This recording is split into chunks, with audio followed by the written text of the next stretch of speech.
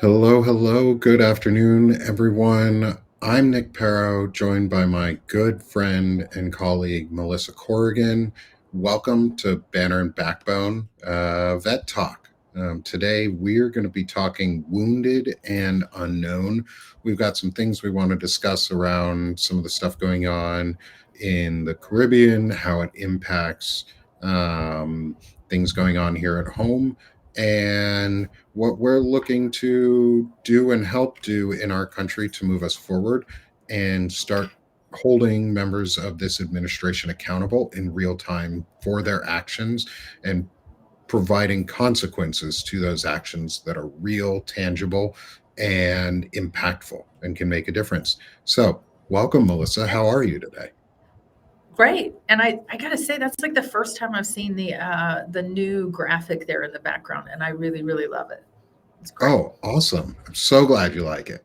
I've I'm fine with I've these probably been graphics. on a vet talk and since you've had it, and I just never Actually, you noticed the haven't. graphic. You haven't Okay, yet. good. So this is your first one, and we've got Yeah, Stephanie Wilson in the chat with us today, who just had an incredible interview she did. um, with one of the I think the legal advisors at the Orders Project, who was able to answer some really good questions for Melissa, for others in the chat. Go follow Stephanie. She is a friend and colleague with us here at Banner and Backbone. You'll see her every Friday um, on the Anti-Fascist Book Club with us, giving some really good analysis and discussion with her experience as a historian and life experience. So go follow her. She's in the chat. Hit her name. Hit subscribe. While you're at it, hit the subscribe button in the top left corner, and join Banner and Backbone, Melissa and myself. And we've got a really good discussion that we're going to jump into today.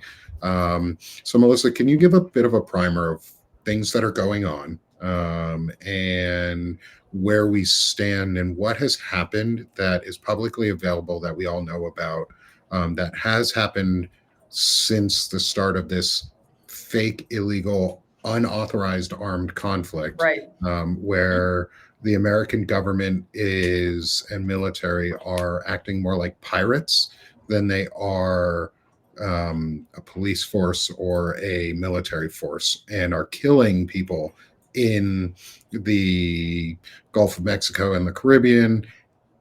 I don't think anyone's gotten to the Gulf, but in the Caribbean and and the Pacific, Eastern Pacific, um, but Right. also the fact that we have some folks missing, and we've had some really serious allegations come out against recent activity, and we want to go into that. Yeah, so I'm so glad that we can be chatting about this, especially with you. When I was in the Navy, I handled crypto and intel. So when I was handling anything of a classification nature, it was materials, it was books and tapes and physical materials. But you actually worked with processing detainees. So the situation that has blown up to, not to put a pun on it, but everybody has found out that there were two survivors on a boat strike, and Pete Hegseth has issued the now famous line, kill them all. And the boat was struck again, and we can assume that those two individuals were murdered during that strike.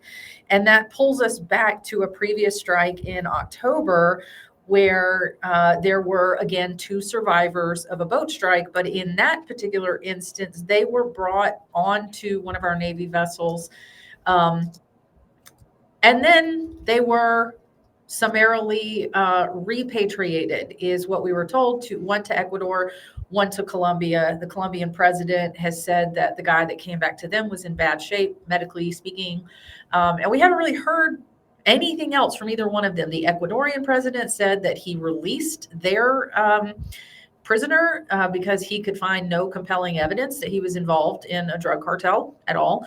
So, for all we know, that guy is walking around free in Ecuador. But the questions remain of so, in one case, we see that the drastic overreaction of our military, the two surviving men on that boat, And then possibly on the other hand, we have a drastic overreaction of just making these two men disappear, just sending them back to their countries without any process. So you're the guy that is actually trained and has experience in how we are supposed to process. And I've been, doing some research and reading all morning on different policies. I've got DoD Directive 2310, that is the DoD detainee program. That's for March 2022. I don't know if that's the most recent instruction.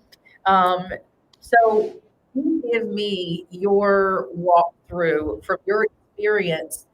Because we can all look at the regs and the policies all day long, but putting in practice from someone who's actually been there, walk us through what that looks like when you have a detainee come through the door.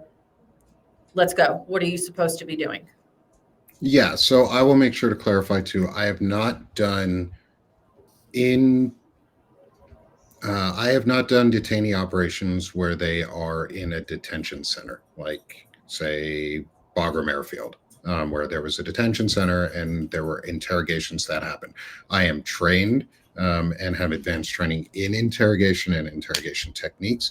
I have done processing for biometrics and individual scans on initial in processing of detained individuals in the field. Right. And being able to speak with them and assess their situation. And this goes into the heart of some of especially what we're talking about in terms of what should be available for record and what is missing on the record. And so, one of the most important points one of the most important things that we do when it comes to managing and processing detainees is paperwork. Is every That's everything in the single military. if for anyone who doesn't know what the military is, it's really just a set of paperwork with a uniform on it. Like the most like that's all you do half the time is paperwork, is writing reports, is putting your name on paperwork, is signing documents, is transferring things between one person and another, and every single step on every single piece is documented. It is signed, it is documented, it is authorized, it has classification markings, it is moved in safe channels in a very process oriented manner, because the military is all about process and procedure and practice and procedure and making everything straightforward. We had an acronym which was KISS, keep it soldier stupid, or keep it soldier simple. Because if the dumbest soldier can't read or understand what you're writing, it's too complex. And so that was the mentality I trained with and learned while I was in. So someone says bureaucracy. No, I say regulation.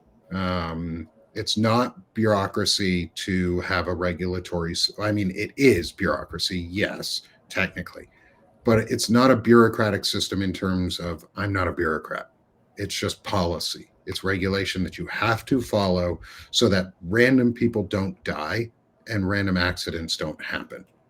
It's very important policies and it's in very important procedures and regulations. And every step of the way from when that detained individual, and I'm going to call them unidentified belligerents, that is a standard term, but it is not a legal term. It just means an unidentified person, an unidentified combatant, somebody that is not identifiable as either a civilian or as an armed enemy combatant. With that said, and with that in mind, before I go any further, I will frame the rest of this conversation. And I'm writing an article all about this, and it should be posted tomorrow. I'm getting review from Melissa. I'm gonna be trying to get review from a few other veterans before I put this out to make sure that it's simple, easy to understand, and straightforward.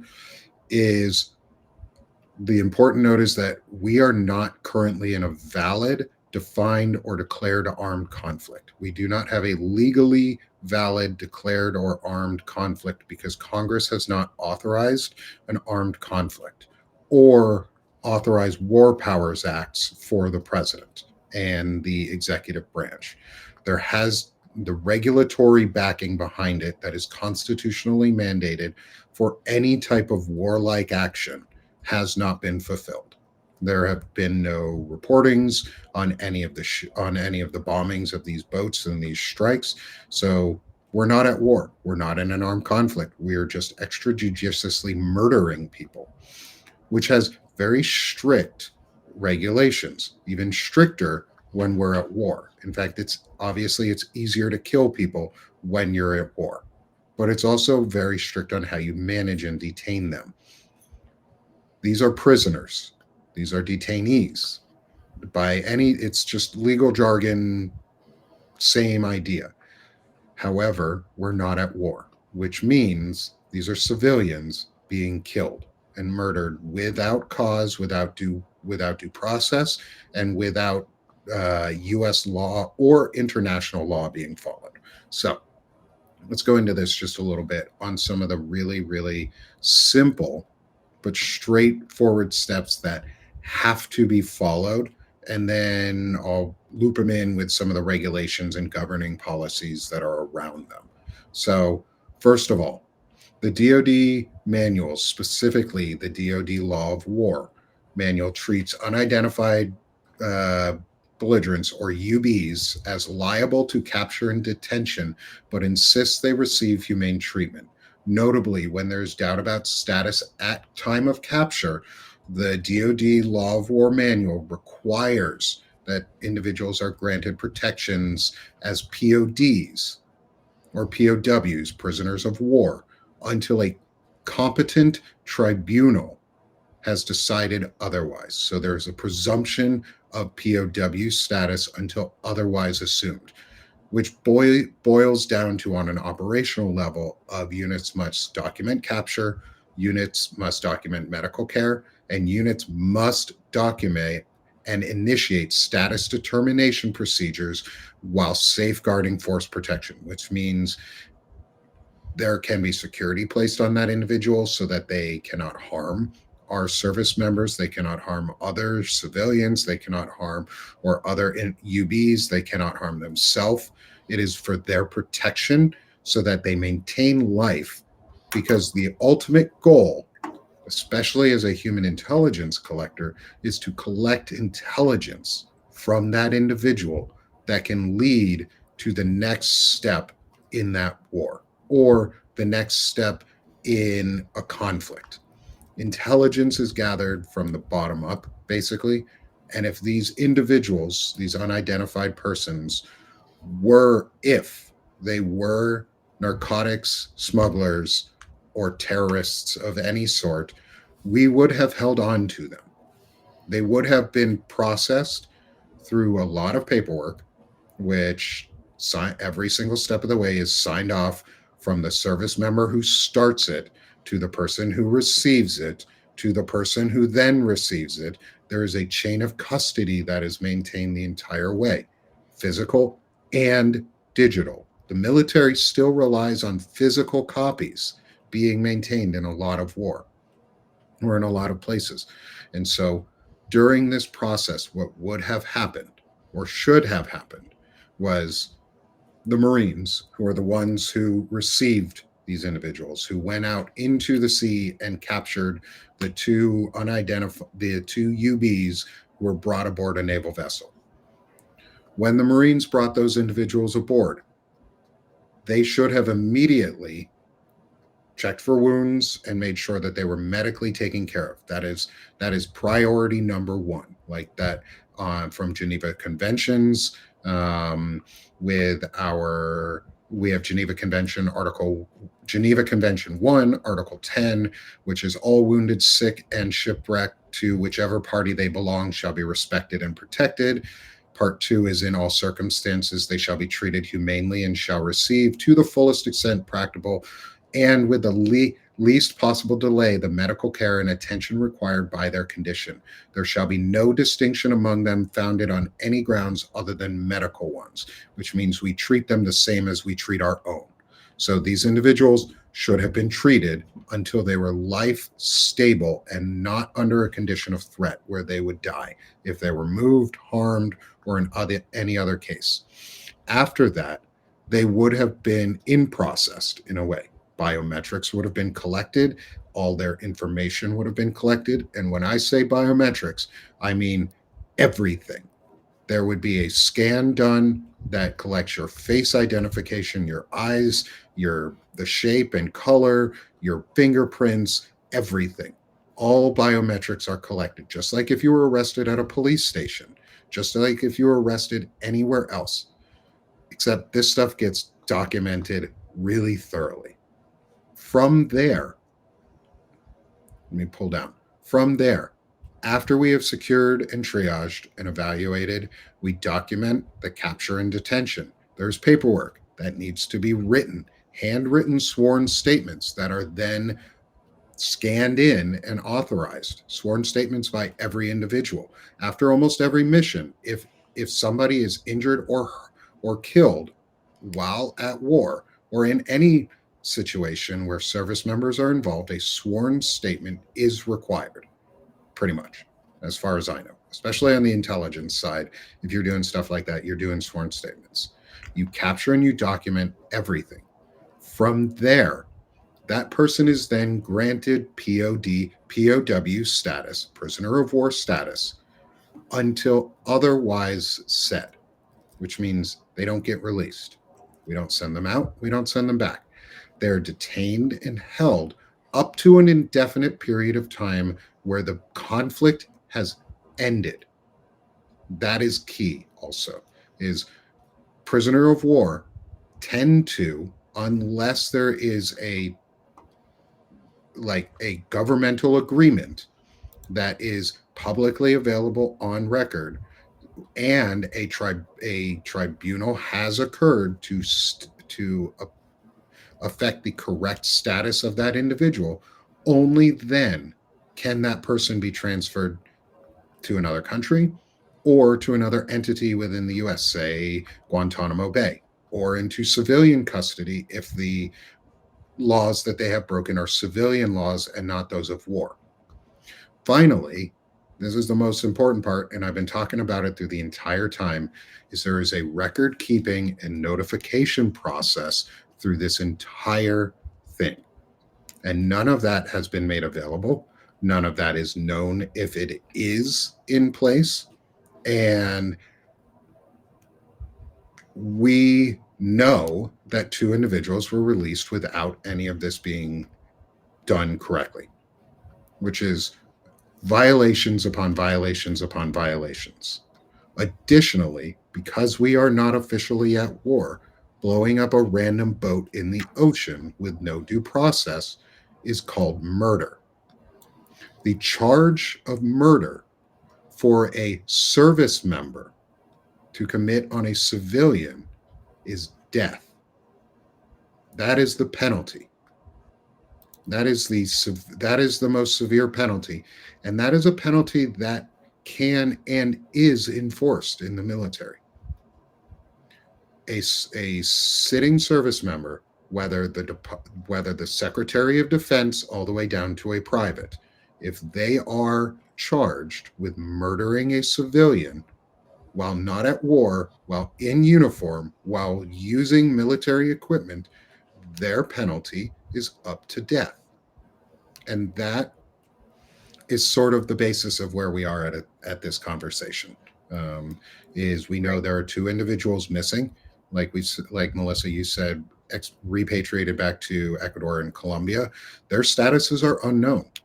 There was no diplomatic process that was in place to transfer those individuals that has been made public record, which is required, also needs congressional oversight.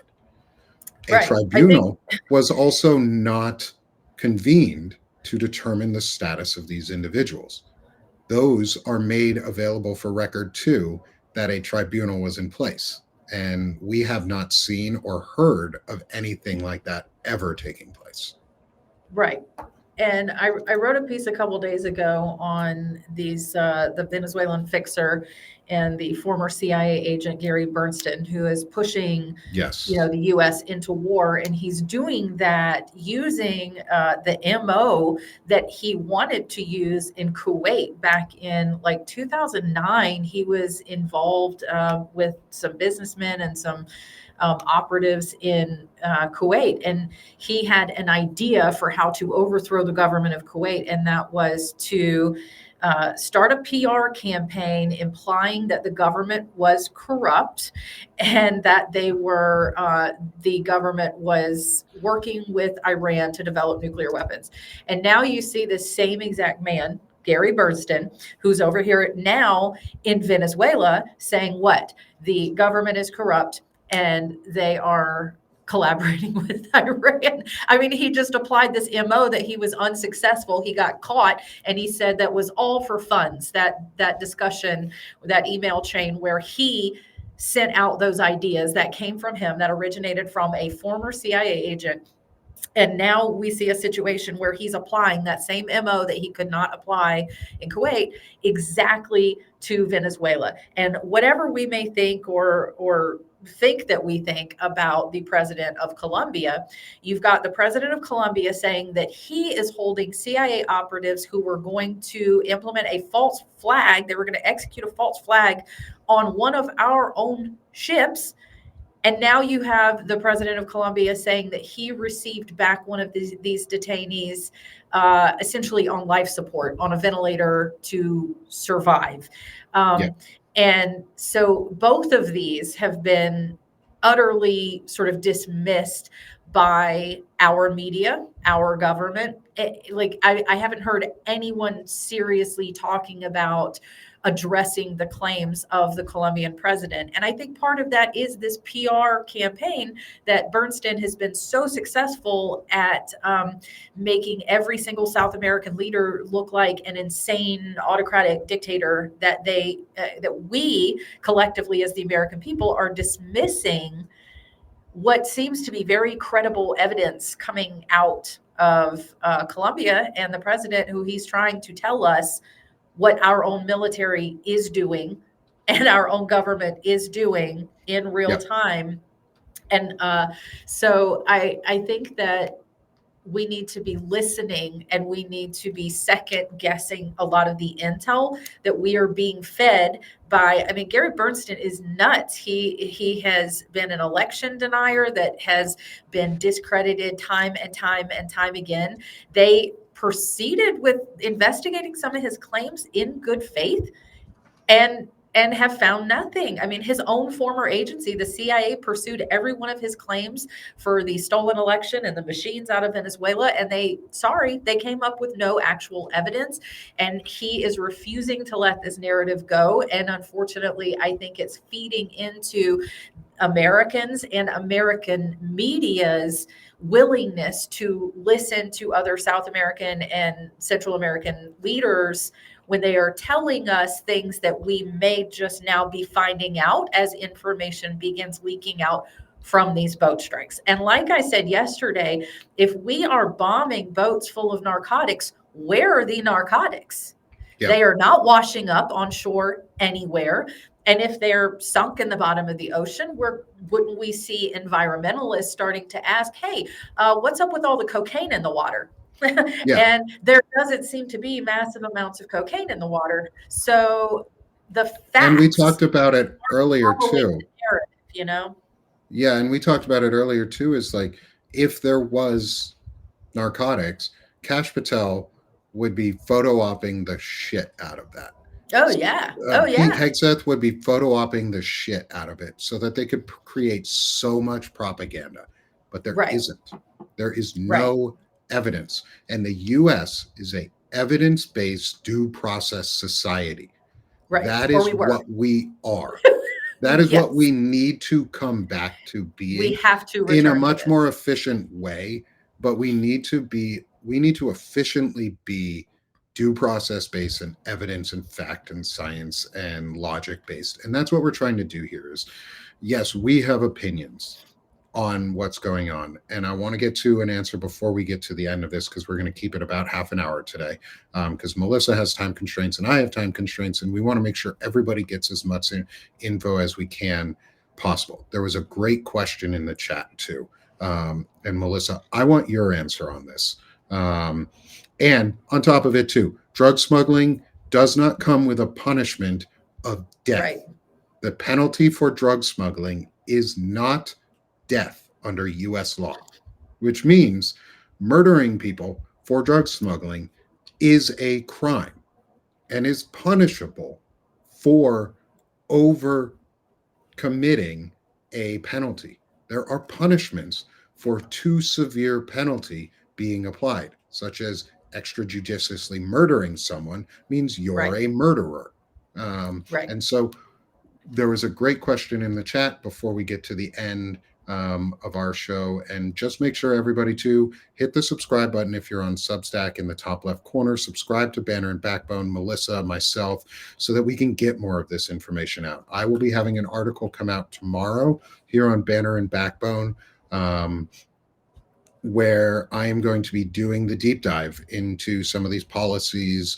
And it's just it's a straightforward write-up where you all can understand what are some of the laws that are applicable and what do they mean in simple terms, such as what we talked about just now. Like, I read through one of the pieces of law and we talked about it in just a short little segment. And I'm going to keep doing this. I'm going to keep putting more information out. We'll keep talking about the things like this. But to get to the question is, why has Congress not demanded this? Or if they have, what is actually happening? And Melissa, can you give us any updates on things you know, So or may I do know know about for Congress?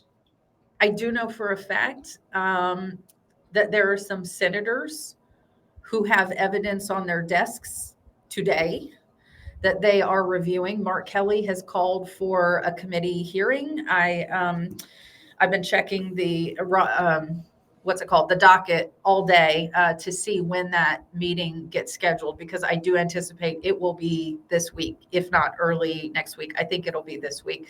He's pushing to get that as quickly as possible. There was a closed door meeting today with evidence being considered. So this is on their radar. And to the point of why are they just now, after 83 civilians have been murdered, it's what I said this morning in terms of messaging for the Democrats, because Democrats have operated on defense for actual decades. And we have got to push our Democratic senators and congressmen to be more aggressive, to get on offense and stop reacting and start going out and demanding this information up front, as they have every right to do. Someone says, what do you need a hearing for? And the hearing is going to be to actually look into the orders that were issued, how those orders were played out through the chain of command, if they were lawful orders to begin with. And they're going to be examining the evidence of who got struck, the boats that got struck, and the detainees that were taken off of that boat. So, and yes, I don't understand all the ducking. Yeah, I mean, I don't understand the ducking and dodging either. It's very straightforward. But again, we have a regime that is totally that has internalized the move fast and break things ethos of the tech bros that are financing them, and that's how they're using our military. And part of the reason that Nick and I are so passionate about this, and Chris Goldsmith and all the other veterans that are working with us, is because this is enormously unfair and unprecedented. If your nation is going to have a standing army, the only way that works at all is if it is an apolitical, unbiased military that has the ability, down to the lowest infantrymen, to not follow unlawful orders. That's the only way this whole thing works. It's the only way we can have a standing army. And so when we begin to see a breakdown in that that honor, because it truly is our honor at stake. And I know that if I were put into the position of obeying a questionable order, I would take my happy ass all the way. I had a TSSCI clearance when I was in the military. I was the crypto clerk for our ship. I handled all classified materials up to top secret and above. And if I was ordered to do something that I found unethical or against our laws, I would take it all the way up to the captain of my ship and tell him he could take that action, but I was not going to take the fall for it. And we have a lot of lower enlisted men. You got to remember the average age for enlisted men below E6 is between 18 and 22. So you have young people who really don't know what to think. You know, when they're given an order, they believe they should follow that order. And you have extraordinarily young men and women being placed in extremely dire situations out here in Southcom right now with an out of control drunken SecDef. And all the way down, that ineptitude is starting to trickle down, and the uncertainty of whether or not these orders are lawful is beginning to trickle down in the ranks. I have it on good authority that the Orders Project has had contact with sailors from Southcom. So we are seeing enlisted people begin to reach out to legal services to protect themselves and to ask and second guess, hey, are these lawful orders? So it's on us, the veterans out here. You know, I consider myself still a sister of our brothers and sisters on those ships, and I'm going to do my best to support them here from land, from a veteran's perspective, where I can maybe do and take some action that they can't take because they're still wearing that uniform. And I think that's why all of us are so passionate about this, because it's fucked up that they are in the position that they're in right now. Yeah. And I think that's an important point, is we can take actions that service members cannot, because we're not currently in uniform. We don't fall under the same end regulation. I'm not a service member anymore. I also had a TSSCI, top secret security clearance, that I could, very similar in practicality to Melissa. We would have had access to different information because that's how it works. However, we also never abuse those positions. If I came to a questionable order, I asked my warrant officers because they were subject matter experts, and I asked my officers. I asked my enlisted service members above me, my sergeants above me. I asked my warrant officers, and I would ask my officers. And you were given the power to do that. And you have the power to do that. And that's a super important point. And one of the things I want to say too is there was a comment that said, simply put, Dems suck, while we were talking about the oversight. And I'm going to push back really hard on that, because the Democratic veterans who are in the Senate right now are doing it. They are listening. They are hearing. They are taking accountability and taking ownership of that accountability. And they are producing results and will produce results.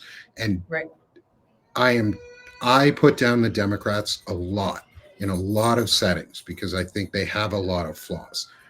In this one, I will not, because the individuals who are involved, such as Senator Mark Kelly and Senator Tammy Duckworth and others who are on these committees, who are doing the work that we are asking them and demanding them to do, I will never put them down for that.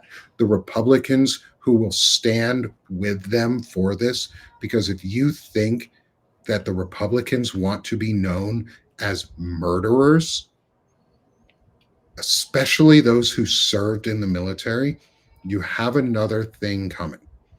They have a backbone somewhere, some of them. And there are Republican members very openly standing up to Donald Trump and his regime right now. We need to continue to encourage them to do more. And that means we have to put faith in them.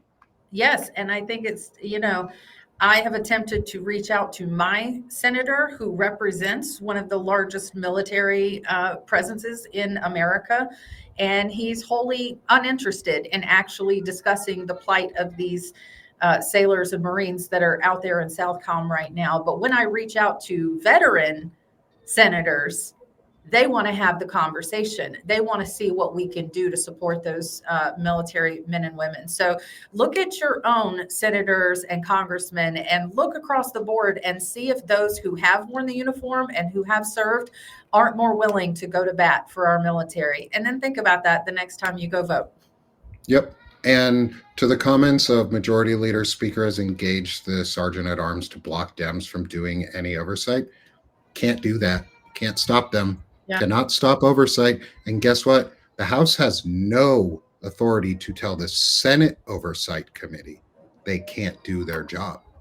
The Senate Armed Services Oversight Committee can and will do their job independent of what Mike Johnson and the House Sergeant at Arms think. And we've already seen from Mark Kelly that he will, if he is not getting the traction he needs, he has no problem going to the press and getting in front of a camera. Which is absolutely what our representatives and our senators should be doing, using the speech and debate clause to its fullest extent, because that protects you for legislative and your job's speech as a senator and a representative. So if Mark Kelly goes on TV doing his job, representing the people and putting truth out and providing the oversight that is needed, if Senator Tammy Duckworth did the same thing, if Senator fucking John Boozman of Arkansas, my senator, who is on the Armed Services Committee and I believe is the chair of that committee, if he went out and said on national TV that oversight is demanded and needed, it would be. That is protected. They could go out and then talk about it too, and what has been going on and the information that they have received about it.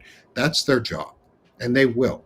And we will reach out to Mark Kelly and to Senator Duckworth and others to try and get them on with us for a show and discussion, because I think it's important if we can get individuals like that, especially from small reporting outlets like ourselves, who are working our asses off to get this type of information out to you guys and to make it simple and easy to understand in ways that you can then bring it home and talk about it.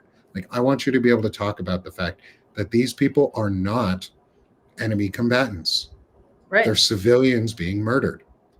And that's a lot of the reason that I do the reporting that I do, so that when the next time you have that uncle or that parent or that person on Nextdoor or that person on Facebook, that you're educated and you can present them with facts, whether or not they go and pursue that fact or just burrow deeper into their delusion, that's up to them. But the more informed our American people are, the better off we're going to be. So the more we as veterans can inform civilians, hey, this is the way things are supposed to be done.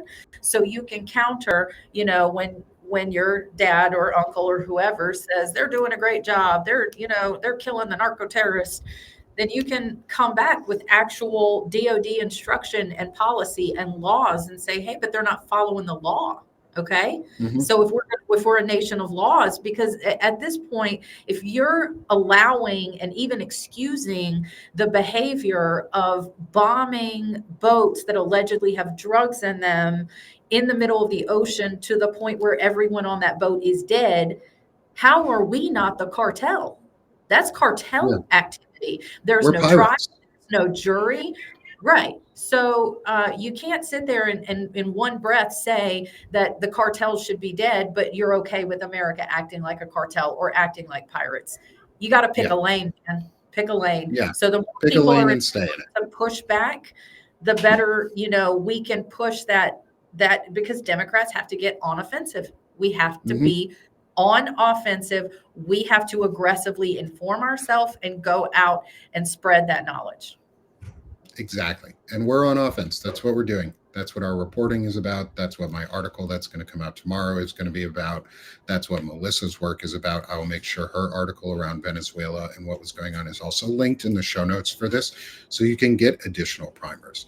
And then finally, before we close out our show, like I always do, and I know Melissa has a couple minutes left, so we'll get to Melissa's first, is I want to sell us, is come support us, come support Banner and Backbone. Yes. The only way we bring this show about and get folks like Mark Kelly and Senator Duckworth and others on the show, Chris Goldsmith, any of these professionals and these folks who are subject matter experts, is through your guys' support, free or paid. Just become a subscriber to Banner and Backbone. That's all I ask. Come subscribe, hang out with us, share this knowledge. Then next, we have my good friend, and I want her to sell herself because she's freaking amazing and does so much amazing work and is incredible at all of the investigative work. Melissa Corrigan at Counterstory Media. Yes, our tagline is auditing the narrative one story at a time, and we're doing that by telling the truth. And I bring you the truth. I bring you from the ground in Washington, D.C. At least once a month, I go and immerse myself in one of the marches or rallies so you get a firsthand view, so you can see that Antifa isn't burning D.C. down, so you can counter that narrative already, right? When that comes up, you can say, hey, no, I watched a whole live stream of somebody in the middle of that march, and it was beautiful and peaceful and lovely, man, and they were singing songs.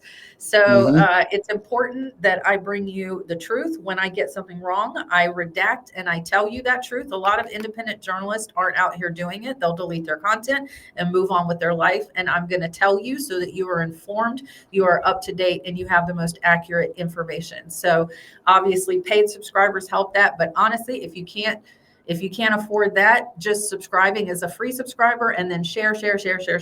That's the biggest thing, is sharing and restacking our content, because that's what I'm most passionate about, is getting information out. Absolutely. And Melissa puts a counter story out there that's true, is filled with fact, and is impactful. She's a powerful voice, and I love getting to hang out with her. So go subscribe, and then come subscribe with me also at Sick of This Shit Publications. It's where I do chronic illness, community building, intelligent masculinity, and the narrative building to help form a positive narrative that we all want to be a part of. And I appreciate all of you. Come be a free or paid sub with me. It does not matter. All of the support helps. The biggest thing, like I said, and like Melissa said, is share the content. Share, forward the emails, send it in your text group, send it in your Facebook group, send it in your Signal chat, send it wherever.